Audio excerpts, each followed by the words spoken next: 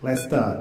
When we start with the apps, we test all topics with kids from all over the world, because the apps that we're doing that are educational apps that are based on an international curriculum. And international is actually important because the App Store works internationally and you can publish that app worldwide instantly. So therefore it's important for us and for you, when you develop that app, to get sure that the curriculum works intercontinental, worldwide actually, so you're able to develop that app. And when we start with the apps, we take tools from the offline world. We don't rely on what's being digital available already, and we take tools from all around the world, so we're able to check that it actually works everywhere, what we're doing. And we have three models that we concentrate on. It's learn, play, and educate, and we try to combine all three of that, so we're get the kids' attention and let them be able to actually educate them while they're having fun. And we have a series of apps so far that relies on that module that we're using, and it's My Car, My Weather, and My Body, and it all starts from the environment of one child, and then it gets from local to global actually within those apps. And these apps have three layers of interaction. The first one is doodling, so we get their attention, we get their traction.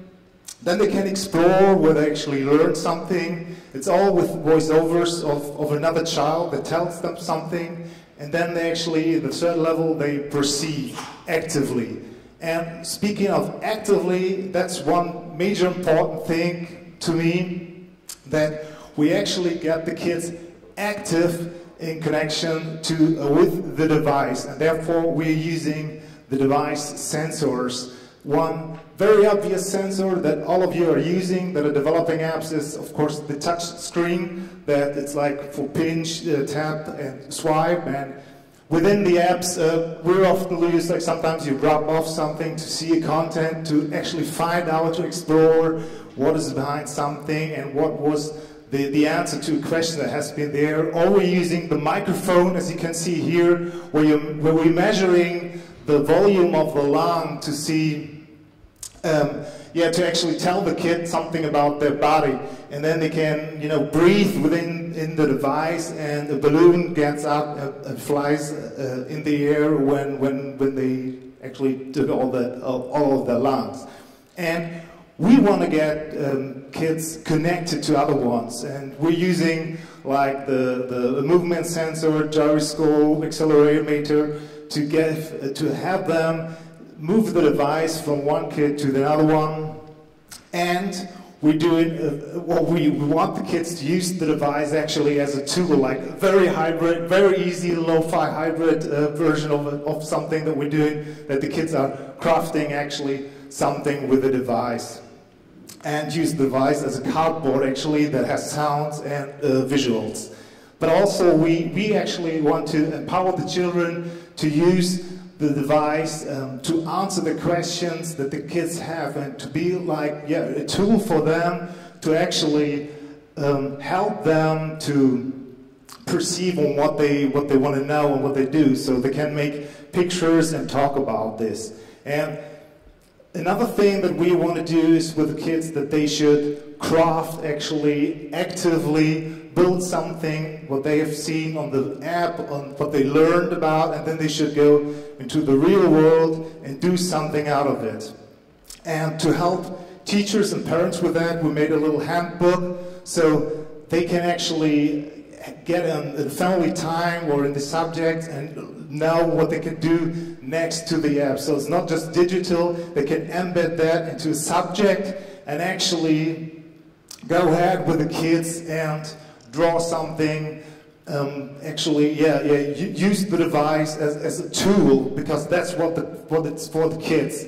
It's pretty much not much more, and you can actually get them away from the device when they're doing something with their hand, where they get an activity to do so.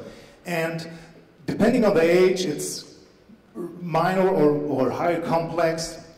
As you can see here, this is something about weather app where we tell the kids about how the wind on the coast is and how a little kite might fly, and the kid has to breathe within the device, and then the kite flies higher.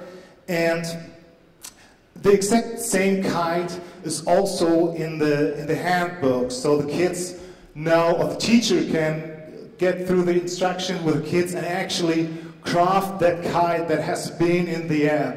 So they can read through that, build that kite, go outside and let the kite fly. And that helps actually to get the kids away from the device, but also use the device to tell them something.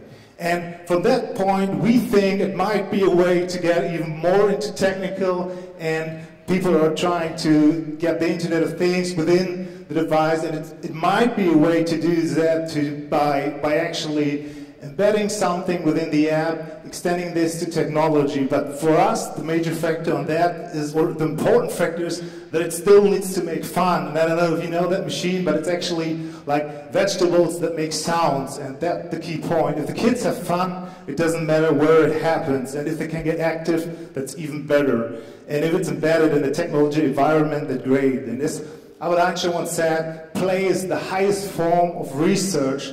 This is something that we like to concentrate on a lot, to have the kids play, and that's what you all heard in most of the talks today, is that play is a very important factor, and that is what we want the kids to have, like they have an endless play, but not within the device only, but for their own childhood.